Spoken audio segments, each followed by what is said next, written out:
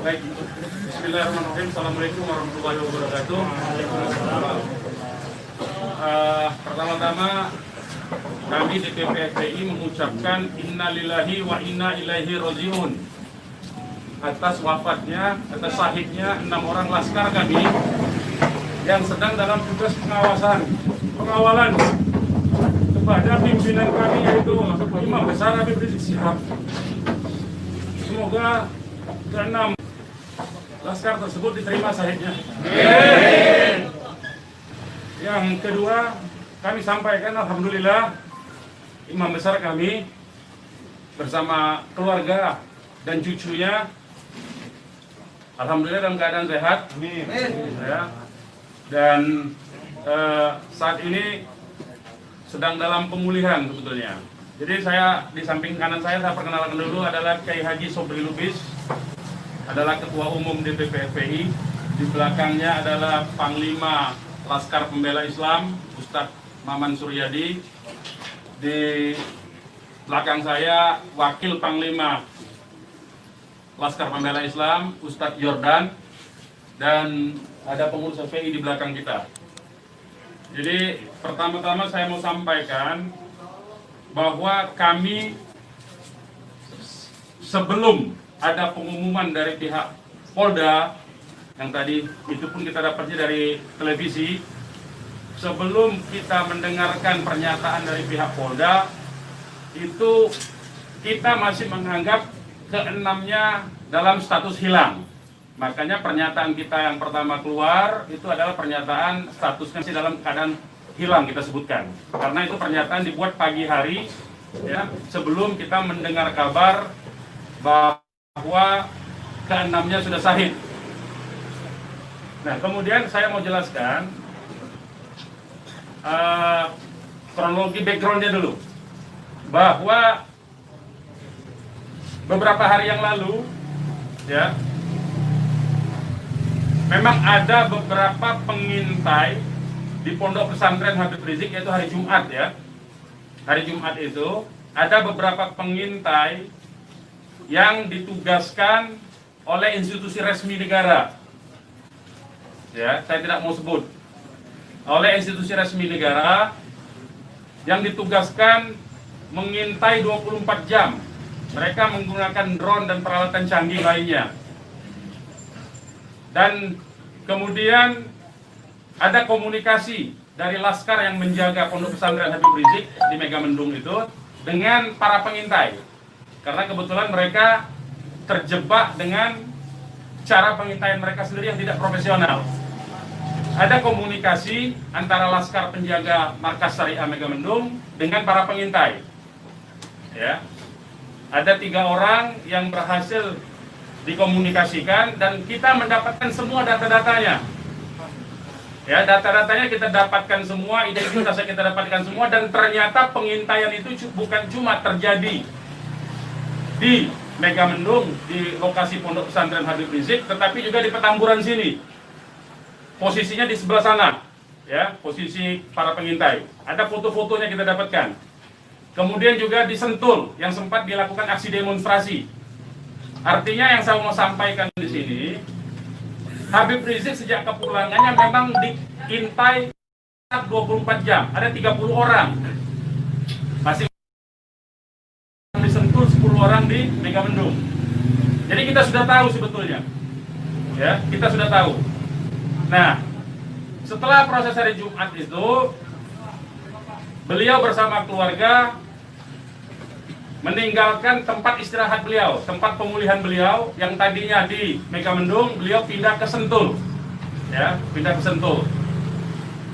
Kemudian Ahad, ya, malam, yaitu hari Minggu pukul 22.30, artinya lebih sekitar setengah 11-an, ya, setengah 11 sampai jam 11 malam. Beliau meninggalkan lokasi dari Sentul untuk menuju ke tempat pengajian keluarga inti. Saya mau sebutkan, pengajian subuh, ya, pengajian subuh keluarga inti. Jadi tidak melibatkan pihak mana-mana pun juga. Dengan 4 mobil keluarga. Di dalam mobil ada istri beliau, ada anak dan ada menantu. Artinya ada perempuan di dalam mobil itu. Dan ada cucu beliau. 2 orang masih bayi, 3 orang balita. Ya. Jadi di rombongan Habib Rizik itu ada balita, ada bayi dan masih belum 1 tahun dan ada balita. Itu yang saya mau tegaskan. Jadi ini adalah perjalanan keluarga biasa. Beliau mau melakukan pengajian keluarga saja, karena biasa pengajian subuh keluarga. Ya. Nah, di dalam perjalanannya lebih kurang pukul 12.30 artinya setengah 1 malam, rombongan beliau dengan dikawal. Beliau menggunakan keluarga menggunakan 4 kendaraan roda 4 dan dikawal oleh 4 mobil juga oleh laskar. Ya. Nah, di dalam perjalanan ada orang yang menguntit sejak dari keluarnya beliau dari Sentul itu. Ya, terus dikuntit dan akhirnya para penguntit ini berusaha memotong, entah apa tujuannya. Kita sebut karena kita tidak tahu apakah dia petugas resmi atau bukan, karena dia tidak berseragam, ya. Harus disebut tidak berseragam. Ini orang-orang tidak berseragam. Berusaha memotong rombongan, ya, dan menyetop kendaraan. Nah, para pengawal tentu saja bereaksi untuk melindungi, ya, untuk melindungi Imam Besar Habib Rizik Syihab. Itu reaksi normal, karena memang mereka bertugas untuk mengawal. Reaksi normal. Yang patut diberitahukan kepada teman-teman pers semua, bahwa fitnah besar kalau laskar kita disebut membawa senjata api dan tembak-menembak. Fitnah itu. Laskar kami tidak pernah dibekali dengan senjata api. Kami terbiasa tangan kosong. Kami bukan pengecut. Jadi fitnah, dan ini fitnah luar biasa, pemutarbalikan fakta dengan menyebutkan bahwa laskar yang lebih dahulu menyerang dan melakukan penembakan. Kalau betul itu coba dicek senjata apinya, nomor register senjata apinya, pelurunya itu semua tercatat. Cek saja, silakan dicek. Pasti bukan punya kami, karena kami tidak punya akses terhadap senjata api dan tidak mungkin membeli dari pasar gelap. Ya, jadi bohong sama sekali. Apalagi di FPI, di kartu anggota FPI dan kartu anggota LPI disebutkan bahwa setiap anggota FPI dilarang membawa senjata tajam, senjata api, bahkan dan bahan peledak. Itu dilarang di kartu anggota kita punya. Ya. Nah, jadi upaya-upaya memfitnah, memutarbalikkan fakta, hentikanlah. Ya. Hentikanlah. Nah, kemudian kejadiannya, ya, kenapa kami menyatakan laskar kami dalam keadaan hilang? Karena memang kami belum tahu keberadaannya di mana. Itu membuktikan bahwa mereka dibunuh dan dibantai, saudara-saudara. Ya. Kalau sejak awal tembak menembak itu berarti dia tewasnya di tempat dong. Tewas di tempat pasti banyak. Semalam saya sendiri sampai jam 3 sudah ngecek dengan teman-teman yang di lapangan, tidak ada jenazah di situ, tidak ada keramaian di situ. Yang ada justru petugas aparat setempat yang ada di lokasi yang diperkirakan di sekitar pintu tol Karawang Timur. Ya, di tengah malam itu saya suruh cek. Begitu saya mendengar ada berita terjadi ada laskar kita yang ditembak, kita suruh cek ke pintu tol Karawang Timur. Ternyata tidak ada mobil laskar di situ. Mobil laskar tidak ada, jenazah tidak ada. Kalau itu memang tembak menembak dan tewas di tempat, itu pasti ada jenazah di situ. Pasti membutuhkan proses lama untuk evakuasi di situ. Tetapi ini tidak ada. Dan bahkan saudara-saudara perlu ketahui, teman-teman media, sempat salah satu laskar mengirimkan voice note rintihan dari salah satu laskar kita yang ditembak. Itu artinya apa? Itu artinya laskar kami dibawa ke satu tempat dan dibantai di tempat itu. Dibantai di tempat lain. Itu artinya. Dan kemudian waktu kemudian setelah voice note terkirimkan, tidak ada lagi HP dari laskar 6 orang itu yang aktif kita hubungi. Kita sudah cari sampai pagi tadi, sampai siang tadi, sebelum pengumuman dari pihak Polda, kita sudah cari kemana-mana. Ke rumah sakit kita cari, ke kantor polisi kita cari. Karena kita anggapnya itu orang hilang. Dan ternyata kemudian ada pengumuman bahwa seperti yang dinyatakan fitnah yang menyatakan tembak menembak itu. Ya. Nah, jadi sekali lagi saya mau katakan tidak betul ya, berdasarkan fakta-fakta dan kronologi yang saya sampaikan bahwa terjadi tembak menembak dan Laskar memiliki senjata api itu tidak betul sama sekali. Itu fitnah besar terhadap kami, fitnah besar terhadap umat Islam. Kami anggap itu upaya memutarbalikkan fakta yang tidak pada tempatnya. Saudara-saudara harus diperhatikan, ini 6 orang ya, 6 orang wafat dibantai, keluarganya ada 1 di dalam, ya, ibunya ada 1 di dalam, ada 1 orang tuanya laki-laki sedang sholat di masjid, ya. Ini anak-anak kita tahu persis, anak-anak ini hanya bentuk kecintaannya mengawal pimpinan kami, imam besar, hanya bentuk pengabdian, tidak memiliki agenda apapun, tidak memiliki senjata api, tidak memiliki bahan peledak, dan segala macam bentuk senjata lainnya. Dari kami, saya kira itu. Ketua Umum silakan kalau ada yang mau menyampaikan. Silakan. Bang, ya. Untuk pengecekan CCTV di lokasi sudah dipinta? Belum kita lakukan, karena kita ini masih sibuk sampai dengan siang tadi sebelum ada pengumuman dari pihak Polda, kita masih sibuk memastikan keberadaan 6 orang tersebut.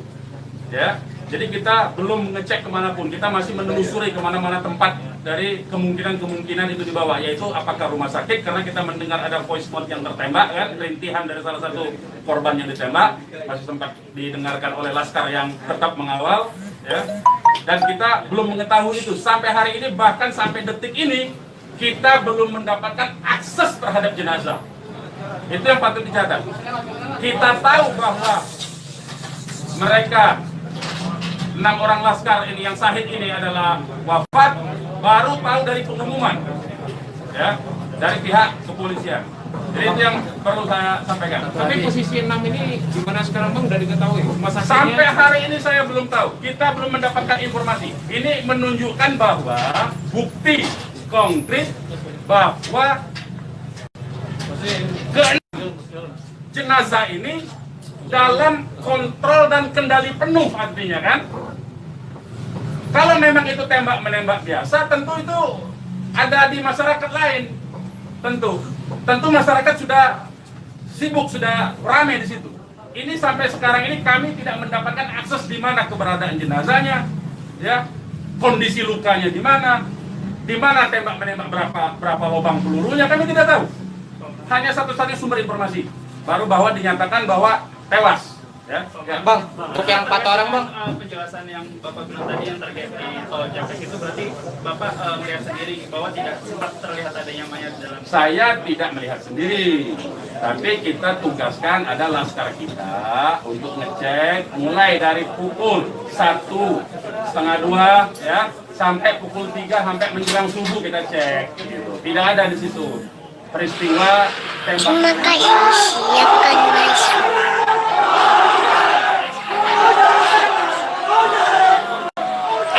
Terima kasih, silakan masuk. Lokasi yang kita duga tempat terjadinya itu. Bang, untuk yang 4 orang yang masih sisa itu kan ada 10 orang yang dikabarkan yang mengawal itu 4 mobil. Jadi lebih dari 10 orang. Berarti yang sisanya itu bakal bisa menjadi saksi dong Bang? Insya Allah bisa, ya, insya Allah bisa. Tapi konsentrasinya 2 mobil konsentrasi terus melakukan pengawalan terhadap Habib Rizik, ya.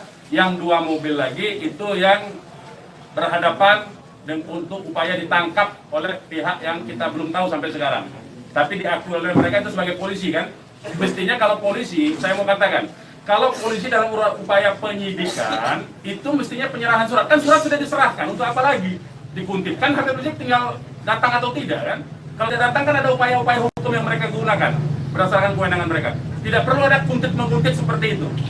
Ya, jadi ini menjadi catatan penting ya. Ini menjadi catatan penting. Habib Rizik sudah dipanggil dan kita sudah mendatangi hari ini pengacara kita. Ya, jadi tidak ada kaitan itu dengan bahwa Habib Rizik seperti apa, tidak ada. Ya, itu proses mekanisme hukum biasa. Ya, silakan yang lain. Pak, ada langkah-langkah hukum atau langkah apa terkait kejadian ini? Ya tentu begini. Jadi ini tidak boleh ada satupun ya warga negara ya penjahat sekalipun ya, itu dibenarkan untuk dilakukan apa yang disebut dengan extrajudicial killing seperti itu. Kalau demikian caranya, berarti lembaga kejaksaan, lembaga pengadilan dibubarkan saja. Cukup kalau polisi menganggap itu penjahat, ditembak, melawan, ditembak, mati udah kan, berarti nggak perlu pengadilan. Kita ini negara hukum atau negara kekuasaan, ya.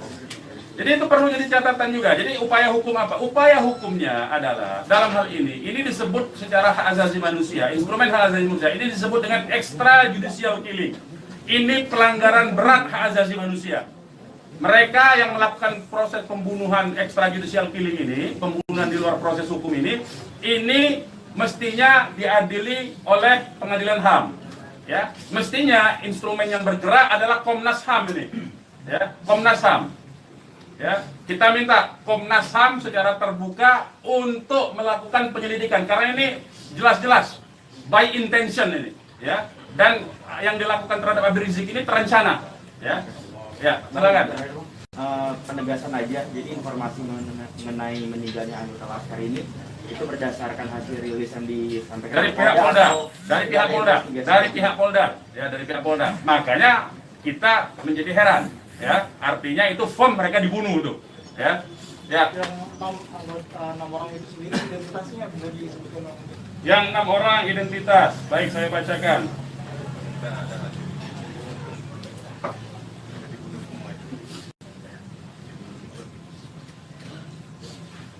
Saya bacakan nama-nama laskarnya ya.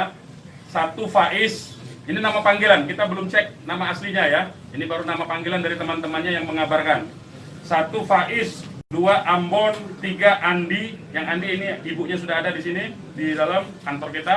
4 Reza, 5 Lutfi, 6 Kadafi. Ya.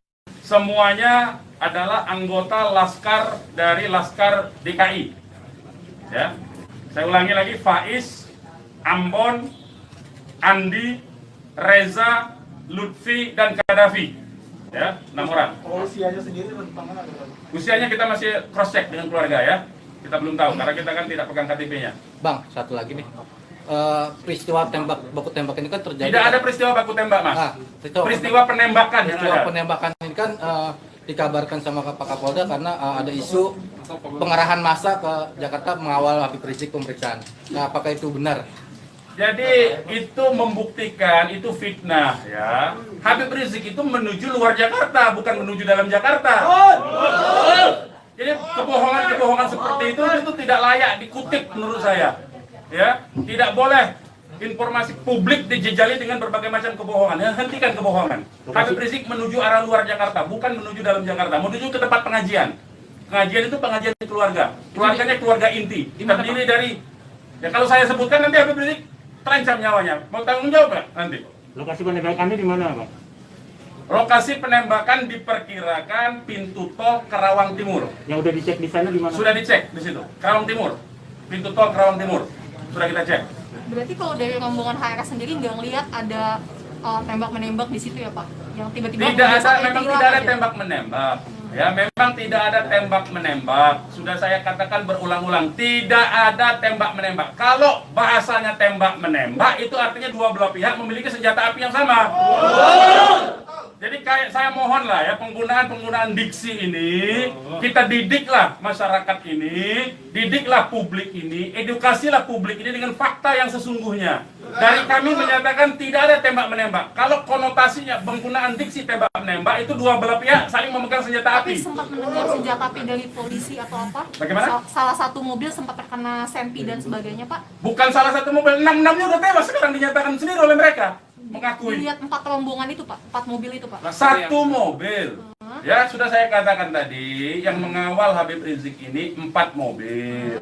2 mobil terus mengawal Habib Rizik menuju tempat pengajian. Yang 2 lah kemudian yang berusaha dihadang oleh OTK ini. Begitu, saudara. Ya. Kemudian terjadilah upaya-upaya penangkapan itu dan ada sekali penembakan di tahap awal itu dan mengenai satu laskar. Satu laskar inilah kemudian yang voice note-nya sampai ke tim yang lain, ke mobil yang satunya. Mobil yang satunya segera katakanlah menyelamatkan diri begitu. Karena ini ada tembakan, itu bukti ya. Saya mau katakan ini ada 2 mobil. Satu mobil dihadang, satu mobilnya kalau betul ada tembak menembak dan laskar FPI punya senjata, tentu dihajar pakai mobil satunya. Ini kan tidak terjadi. Buktinya yang satunya mobil kita, laskar kita menyelamatkan diri begitu loh. Ya, itu faktanya. Jadi tidak ada penggunaan diksi tembak menembak. Penembakan yang ada itu. Penembakan oleh siapa? Sementara ini mereka mengakui bahwa itu dari pihak mereka. Dengan tadi pernyataan kan, jelas kan? Mereka sendiri yang mengakui. Tadinya kita anggap itu OTK, tapi sekarang sudah diakui. Ya. Nah, karena ini aparat negara yang melakukan, maka ini disebut pelanggaran hak asasi manusia yang berat. Begitu.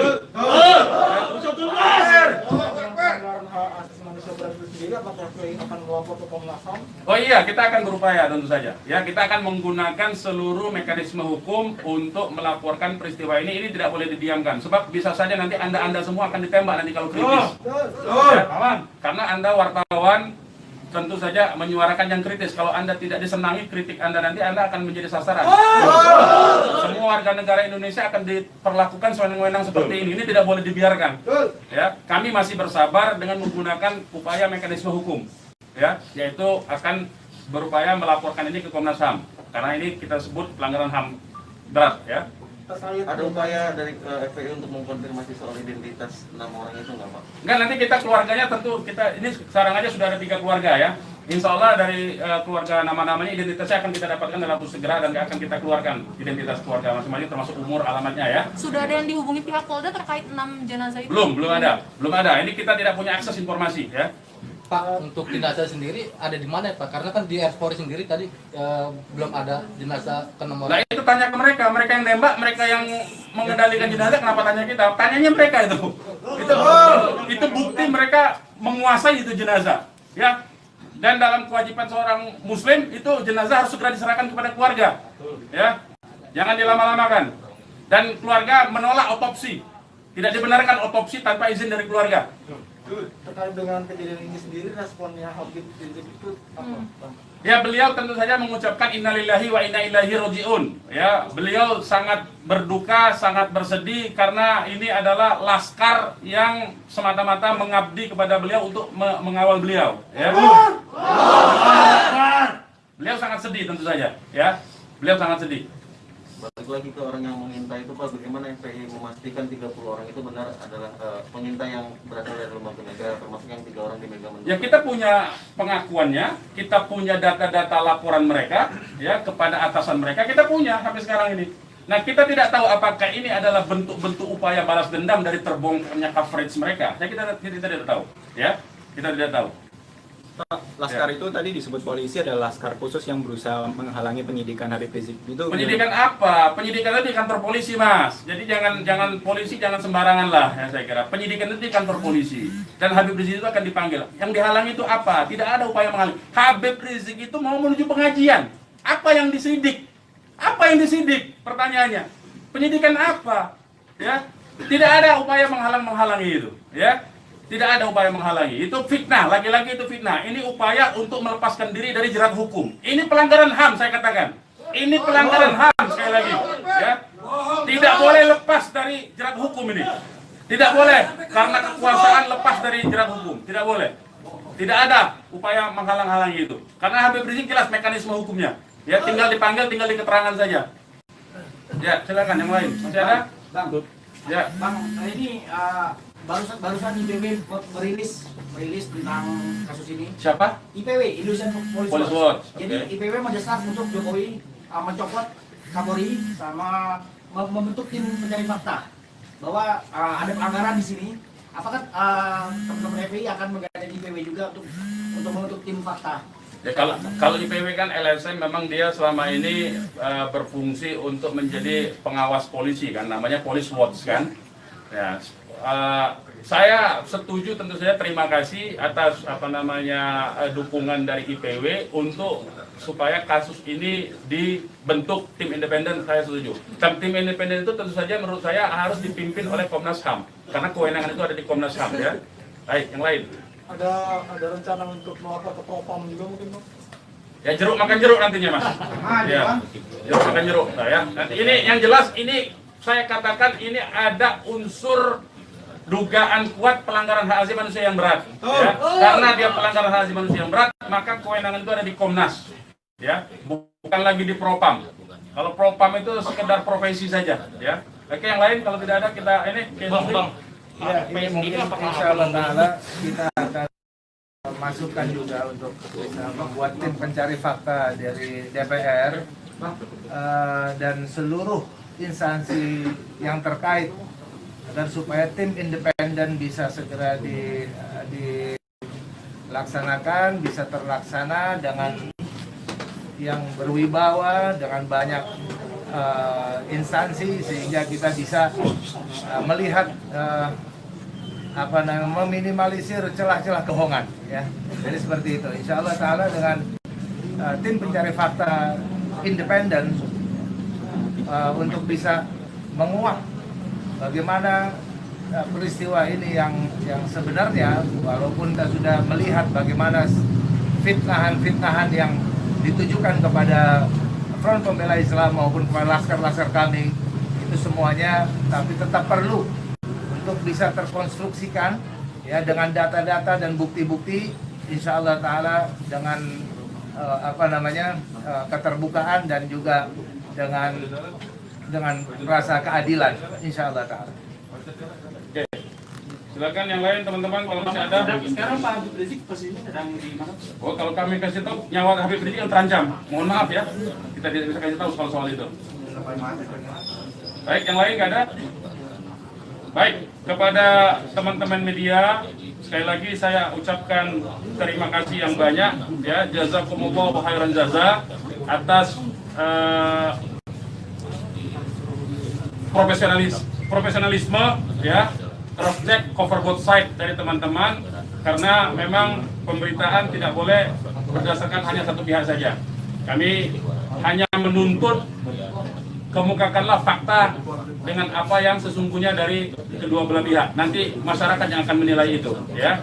Yang jelas penggunaan diksi tembak-menembak saya kira harus dihentikan, karena itu adalah framing yang jahat terhadap orang tidak berdosa, yaitu 6 orang yang syahid ini. Demikian dari kami. Terima kasih. Billahi taufiq wal hidayah. Wassalamualaikum warahmatullahi wabarakatuh. Takbir! Umat Islam siap!